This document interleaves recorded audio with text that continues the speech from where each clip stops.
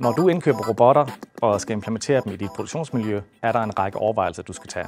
For det første skal du selvfølgelig lave en risikovurdering, men ofte ender du der, hvor du ikke kan sikre robotinstallationen på traditionel vis, det vil sige med passiv afskærmning eller stoppe medarbejderne fra at komme ind, og så bliver du nødt til at ty til sikkerhedssensor og sikkerhedslogik.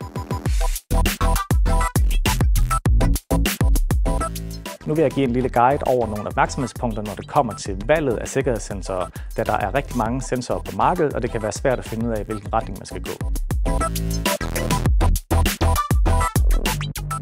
Et af de væsentligste aspekter, når du integrerer robotten, det er de fysiske aspekter af dit produktionsmiljø. Det vil sige, hvor skal robotten stå? Er det en stationær opstilling, eller er det faktisk en opstilling, du gerne vil kunne rykke rundt i produktionen efter behov? Hvis det er en statisk opstilling, kan du gå den mere traditionelle vej, f.eks. at sikre det med lysgitre eller en laserscanner, som overvåger indgangen til din robotinstallation. Men hvis du har brug for lidt mere dynamik, kan det være, at du skal vælge en nyere generation laserscanner med konfigurerbare sikkerhedszoner, eller endda teknologi, som kan se både fra gulv til loft, f.eks. radar eller ultralydsteknologi.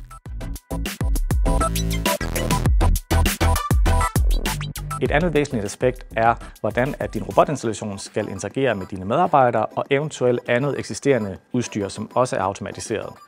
Sikkerheden skal selvfølgelig bibeholdes på alle tænkelige tider, både når medarbejderne skal ind og hjælpe med arbejdsprocessen eller ind og hente og bringe emner. Men hvis to robotsystemer arbejder sammen, skal du også bibeholde sikkerheden over for personer, som eventuelt kunne være i midten af de her to systemer.